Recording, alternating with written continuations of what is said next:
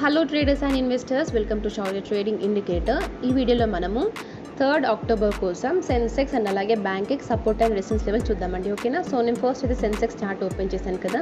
So సెన్సెక్స్లో మన support అండి. So చూస్తున్నారు కదండి, మార్కెట్ అయితే ఇక్కడ 3 టైమ్స్ మనకైతే సపోర్ట్ తీసుకుంది లాస్ట్ డే, రైట్. సో ఇక్కడ సో ఇది మనకి చాలా ఇంపార్టెంట్ సపోర్ట్ అండి.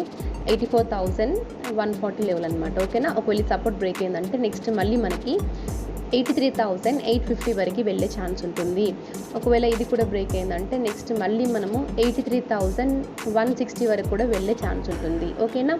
అండ్ మన ఫస్ట్ రెసిస్టెన్స్ అండి 84,640 లెవెల్ అనమాట. ఓకేనా. ఇది మన ఫస్ట్ రెసిస్టెన్స్ అవుతుంది. ఇది బ్రేక్ అయిందంటే నెక్స్ట్ మళ్ళీ మనము 85,000 వరకు వెళ్ళే ఛాన్స్ ఉంటుంది. అండ్ నెక్స్ట్ వన్ వచ్చేసి బ్యాంక్ ఎక్స్ అండి. సో బ్యాంక్ ఎక్స్కు అయితే ప్రస్తుతానికి మనము రెసిస్టెన్స్ లెవెల్లోనే ఉన్నాము. సో చూస్తున్నారు కదండి, రెసిస్టెన్స్ లెవెల్లోనే ఉన్నాము. సో మన ఫస్ట్ రెసిస్టెన్స్ వచ్చేసి 60,190 లెవెల్ మన ఫస్ట్ రెసిస్టెన్స్ అవుతుంది.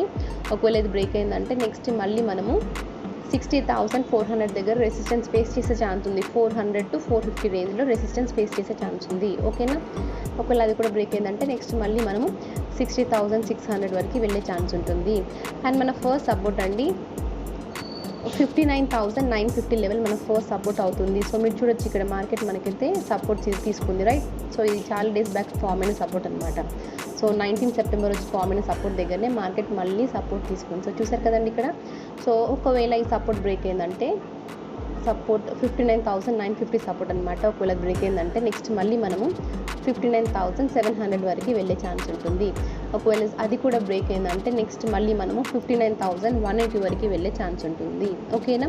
సో ఇవ్వండి మన Sensex and bank support and resistance levels. Thank you for watching.